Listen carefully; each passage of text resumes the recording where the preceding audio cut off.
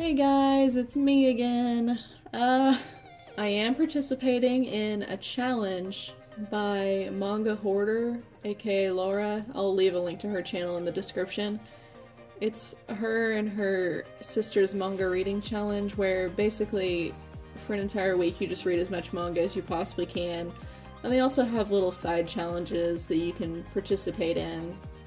But anyway, that's besides the point. She also uploaded a video, I think it was yesterday, talking about the 5 best manga for beginners to get into, and she's doing a giveaway. So if you want to check out her channel, I encourage you to do so. Check out her original video, and you can participate yourself. But basically her challenge was to just make a video, or a blog if you do that, of 5 of the best manga for beginners. One will be shonen, one will be shoujo, seinen, josei, and gekiga, I guess, is what she calls it. I call it alternative manga, but I haven't really looked into the movement as much as she has, which I should definitely get on. But my video is going to be talking about my top 5 best manga for beginners, one from each of those categories.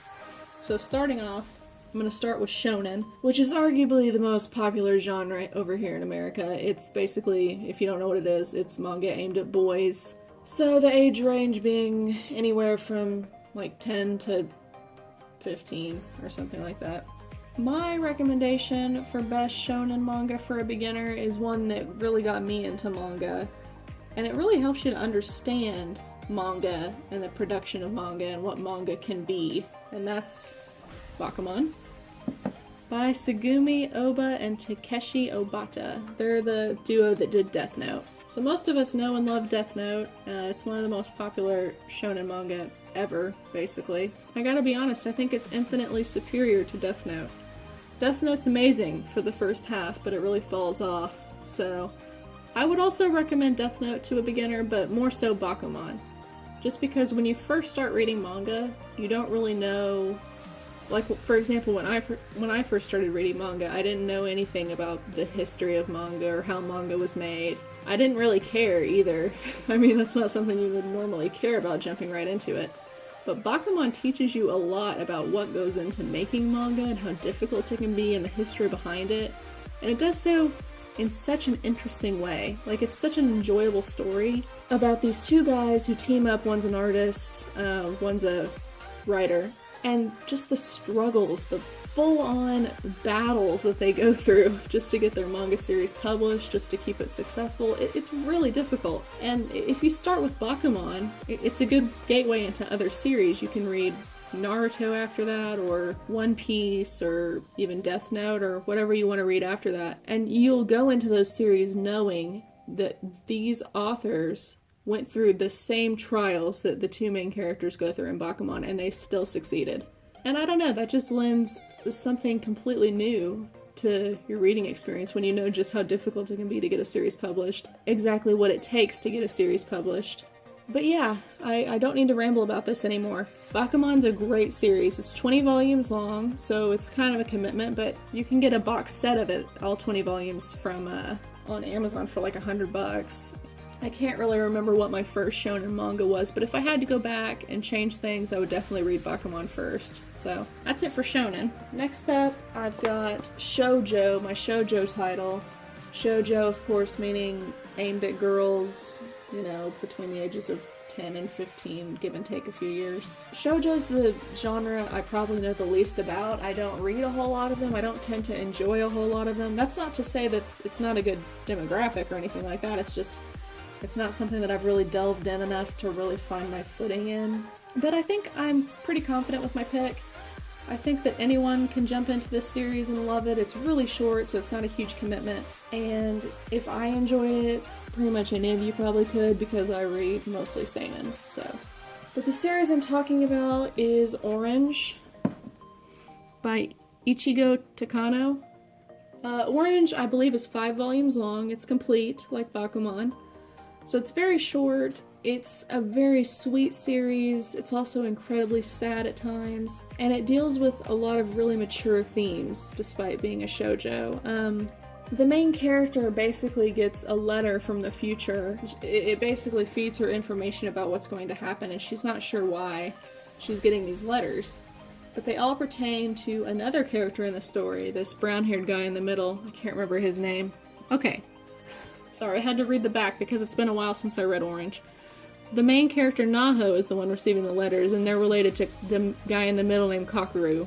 Kakeru? I hope I'm saying that right. But basically, the whole story is about preventing Kakeru's suicide. Now, that's not really a spoiler, it's revealed pretty early on. But you can tell right away it's going to be a dark story.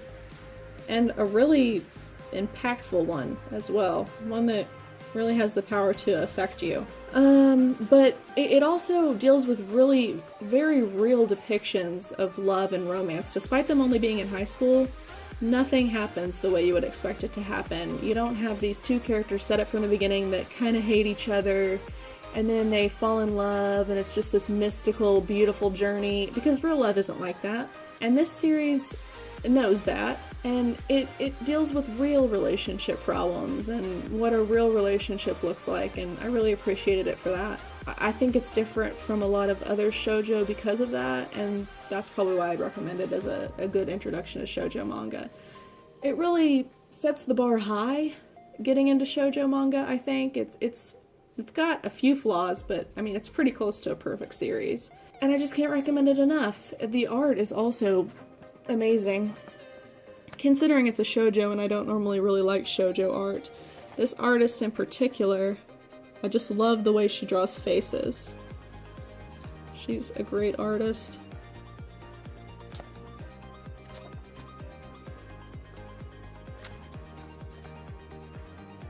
Just look at that. Beautiful. Next up, I probably had the hardest time with this pick just because seinen is my favorite demographic. I read a lot of seinen manga. It's what I spend most of my time reading, so it was hard for me to pick just one, especially one that would be like the best introduction to the genre. But I ended up deciding to go with Vinland Saga. I just had to. Mainly because I think it's just the easiest to get into. The characters are really interesting. It's a very compelling story, and it's very unique for a manga. It's about Vikings, and you don't see that often. But it's a standard quest for revenge. The main character wants to avenge his father's death. He goes through a series of trials and tribulations based around actual Viking history. So you could even pull up Wikipedia on some of these historical events and read it side by side. It's actually really interesting to do that. But not only does Vinland Saga have a great story, it has really good artwork, especially in later volumes. Toward the beginning it's not as good, but it gets really good as the series goes on. I will say though that in my opinion, I don't know if everyone feels this way, but in my opinion it's kind of a slow start. I wasn't a huge fan of this volume right here, volume 1. But once it got into books 2 and 3, I was really hooked on it. So if you're gonna try Vinland Saga, do be patient with it. It does take a while to get into, but once you get into it, I can't imagine wanting to stop reading. It's a perfect gateway into seinen manga. It's not too over the top with violence. I mean, it is very violent, but it's not too grotesque. There is some sexual content, but it's not nearly as bad as something like Berserk. So while Berserk might turn a lot of people off from the beginning, I don't think that Vinland Saga will have that same impact on people, which is why I think it's a good introduction to seinen manga. Next up, we have my pick for a good Josei manga to get into. Josei meaning women who are older, so over the age of like 17, 18. And this is hard for me to choose one because there aren't many published in English, unfortunately. At least not many that I'm aware of. And I don't own many. I think I own maybe like 2. So this pick is definitely kind of for me. I mean, I'm happy with my pick. I think it's a great story, a great series, but I mean, I didn't have much to choose from. But I got A Bride's Story. So A Bride's Story is by Karumori?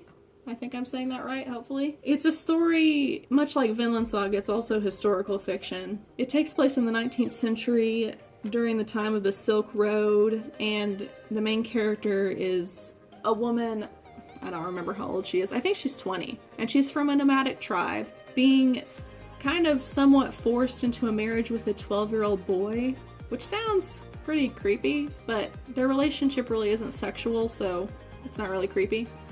But it's just about two cultures clashing, coming together, her learning about another culture, her relationship with her husband and how that progresses. I mean, it's very realistic, and the art is fantastic. Let me show you. This lady can draw, let me tell you. Oops. I mean, the way she draws clothing is amazing. The way she draws people and animals, it's very cute, very good. I just love this artist. I really need to get more of this series. I only have the first 2 books. But if you're looking to get into Josei, I can't imagine a better place to start. This one is pretty popular, at least among manga tubers, and it's very highly regarded, so. Okay, and then finally to wrap up this video, I have my pick for the best alternative or Gekika manga to start with. And that, of course, is by my good boy, Jiro Taniguchi, A Distant Neighborhood. I've talked about this manga before in a past haul, but I really love it. Jiro Taniguchi, he's an interesting fellow.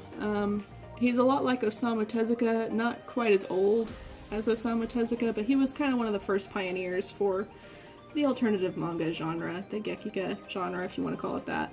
Basically, what I mean by this is manga that doesn't follow a specific formula, manga that kind of develops its own style, its own way of storytelling. They tend to be very dark, very, I want to say edgy, very underground, you know, kind of going against general stereotypes and tropes. They're basically seinen manga, but without all the things that make seinen manga so popular, like swords and guts both in a blood sense and a character sense, I guess. They're very realistic, very contemporary, usually. This one in particular, though, I think it's one of Jiro Taniguchi's best works. I think it's very endearing. It's about a man who is in his 40s and he's able to somehow be transported back to his past as a child, but yet he still has the same memories and consciousness as a 40-year-old man.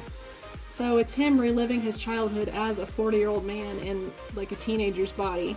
It deals with themes of depression, and if you're older, you know what I mean by this, but when you get older, something kind of changes in you.